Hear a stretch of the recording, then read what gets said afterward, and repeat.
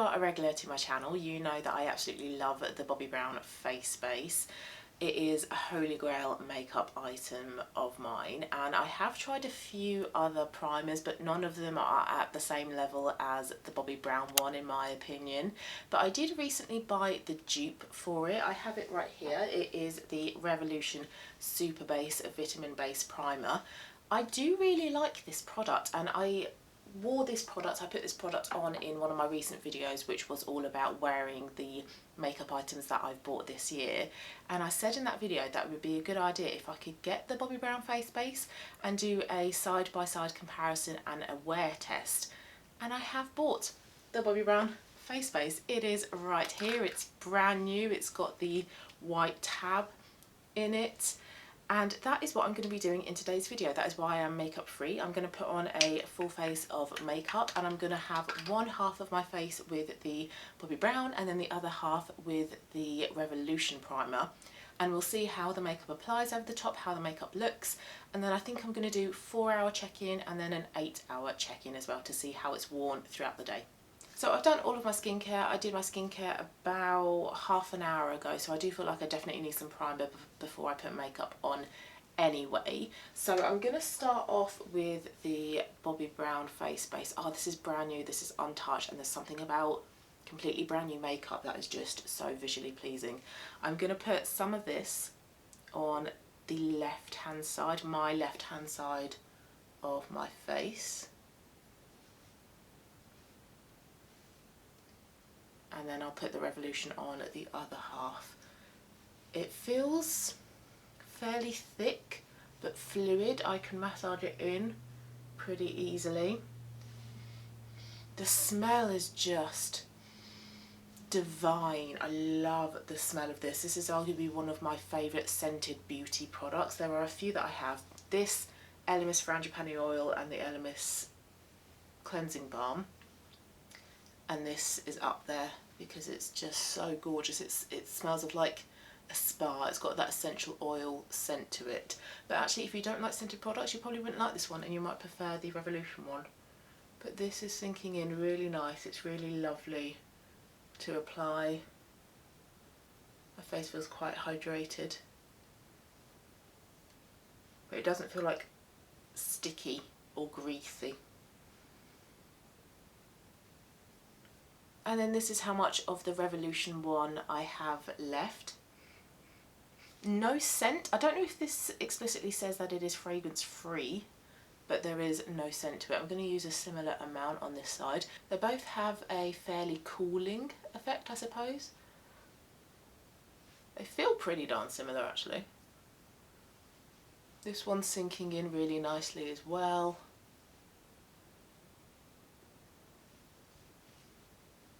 But the Bobbi Brown one feels more of an experience, I suppose, because it has that gorgeous scent to it. This one feels a little bit more practical, I guess. But again, this one is sinking in nicely. Doesn't feel greasy, sticky. That's sunk in really nicely. In terms of appearance, I don't feel like one side of my face looks a lot shinier or oilier than the other. And they both have like a similar level of tackiness, which is going to be good for makeup sticking over the top, and I can hear the tackiness as well when I take my fingers off my skin.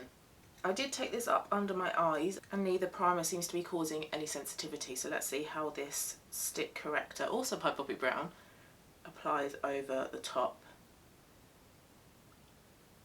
So this side is the Revolution side, this side is sinking in quite nicely, doesn't look dry.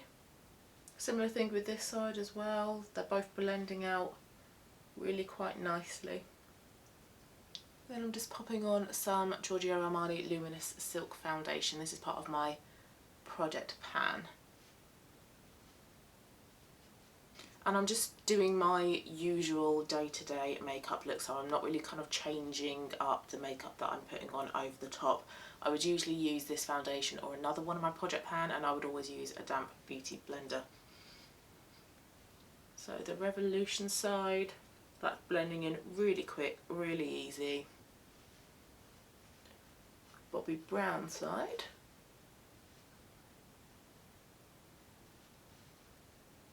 Again, blending in really well, really easily.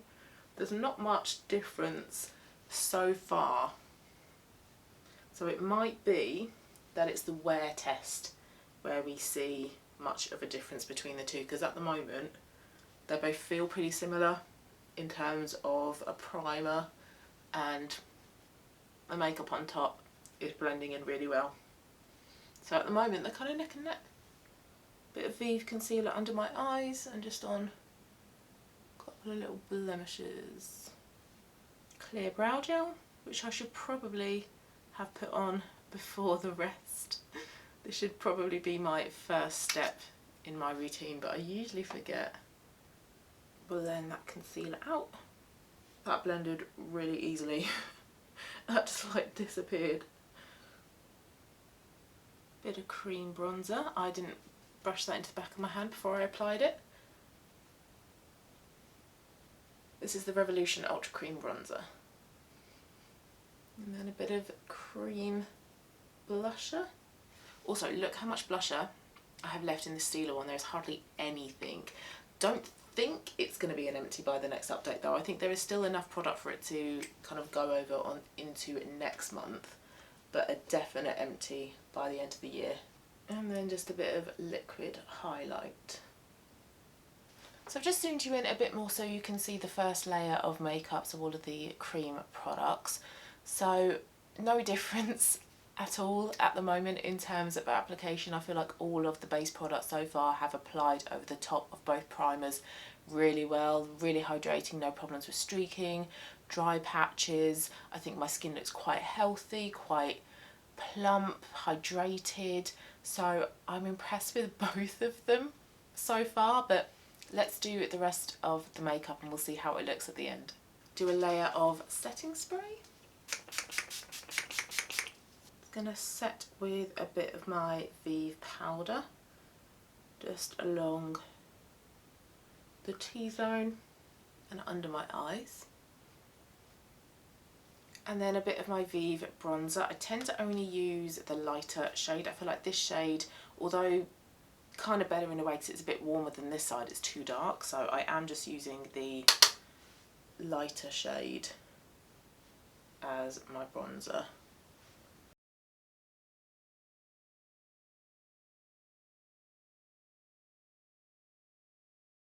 Now for blusher, I'm going to use a different one. I tend to kind of wear my Project Pan blusher, which is Milani Luminoso, but I'm a bit bored of coral, and now that we're like well into autumn, I want to go for something a little bit more autumnal, so I'm going to use Vive Piazza, which is kind of like a Ready Brick shade. This is quite good in summer as well, actually, for like the sunburn look, but I quite like it for the autumn months. And as I'm wearing purple, I do like to go for more pink makeup colours. And just a bit of powder highlight. So at the moment, having done a bit of powder, I feel like this side looks alright, but this side is a little bit like patchy here, and I've tried to build it up with the blusher, but it's not quite working. I don't know whether it's because the blush is out of date and it's just not depositing as much pigment on my face, or whether that's the primer or something else. I'm not sure, but I feel like this side now looks slightly better than this side. So I said I recently bought the Bobbi Brown Face Base, and I actually bought it as part of a star gift from Boots. It came in at £45, and for the size of this face base, which is 50ml, this is £52 on its own. So for £45 I got one of those. They're all full sizes. I got the smoky mascara, I got a double-ended eyeshadow stick, and I got a lip gloss, and then I also got a £5 voucher off a future purchase of Bobbi Brown makeup, so an absolute no-brainer. So I think for the rest of the makeup I'm gonna use these 3 products. I've never tried any of these products before from Bobbi Brown, so I'm intrigued to try these. So let's start off with the eyeshadow dual-ended eyeshadow stick. Firstly though, I am just going to prime with my MAC Primer Potion. Is that what it's called? No, my MAC Paint Pot, that's what I'm on about. Primer Potion's Urban Decay, isn't it? This is Matte Paint Pot in Painterly, but I use it as a primer. And then just a bit of like ivory eyeshadow over the top to set it. So this might turn out to not be in my colours at all, but I do just want to give it a go. So the shades I've got are Golden Pink and Taupe. That, can you see that? That is Golden Pink and that is Taupe. They look quite nice. Taupe looks like it's got quite a bit of like warm brown behind it. I find Taupe really quite an awkward colour to go for because quite often it can be purple. And then the pink has a lot of gold behind it actually. Probably better suited for springs than autumns, but I do still want to give this a go. I'm going to start off with Taupe. I'm going to use that as like my crease shade and outer corner shade. This video isn't about testing the other products in the set, but I thought I would pop them on anyway. That drew on quite nicely and that's blending out quite nicely as well, and I like that colour. That is a nice browny taupe rather than, like I say, a purple taupe. That's nice. Quite creamy as well. These just glide on. Put some of this under my lower lash line as well. And then this is, what did I say this was? Golden Pink. Just to see how much playtime I have with it, I am going to draw it on both eyes.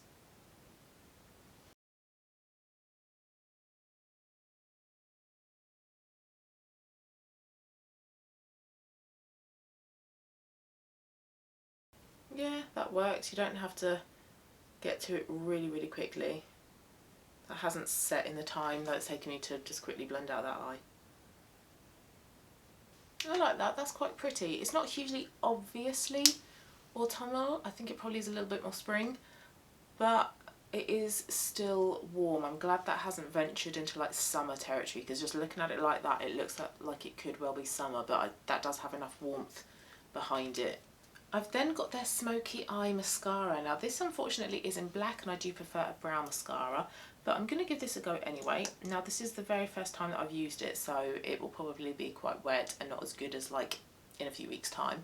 The brush, fairly small brush. It's not a wide brush. It seems to be quite narrow all the way down. So let's give this a go.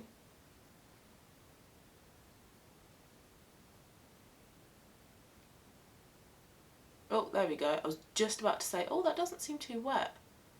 And then I go and smudge it.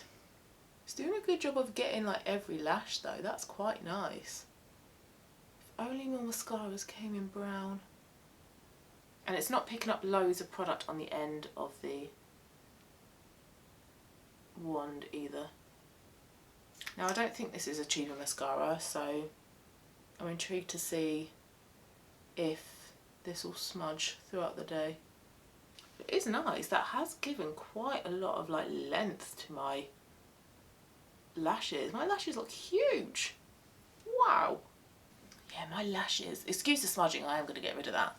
But yeah, my lashes look huge. They look really long. I like that. That's a really nice mascara so far. Hopefully that doesn't smudge. And I will see if that comes in brown, but I don't think it does. I just popped some nude eyeliner in the waterline. I'm now going to do my lips. So the lip gloss that I have is the Crushed Oil Infused Gloss. It's in the shade In the Buff and it looks like a really good neutral everyday, slightly warm pink. I am going to put a lip liner on first though. I'm going to use my NYX Natural lip liner, which is the lip liner I wear whenever I do a pink lip.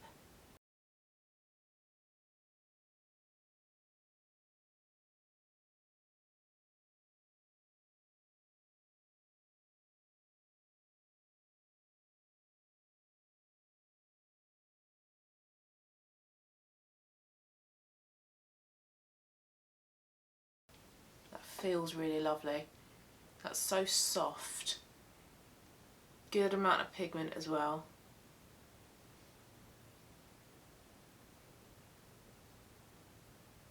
Goes well with that lip liner. Oh, that's really nice. I like that. Let me just zoom you in a bit more again. So this is the final look. So the skin has had a while for the cream products and then the powder products to go on over the top whilst I've done my eyes and my lips. In terms of how we're looking, I think we've still got a little bit of patchiness there, but I think the makeup looks really nice, the skin looks really nice, it looks hydrated, doesn't look streaky, doesn't look dry, so I think that they have both done a good job in terms of makeup being applied over the top.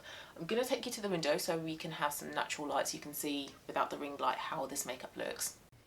Here we go, and by the window, gosh, my camera is so heavy. So yeah, this is how the Bobbi Brown side is looking, and then this is how the Revolution side is looking. So like I say, I think they both look pretty good at the moment, but I'm going to check in 4 hours time, which will be about 20 past 3 because it's 20 past 11 at the moment. But yeah, for now I think this looks really nice, and I'm impressed with this whole set as well actually of the Bobbi Brown makeup. So yeah, I will be back in 4 hours. I didn't say it as well, I just need to spray my face with some setting spray because I completely forgot to do that. So yeah, it will have a final layer of setting spray on, so we will see how that helps with the longevity of the makeup as well.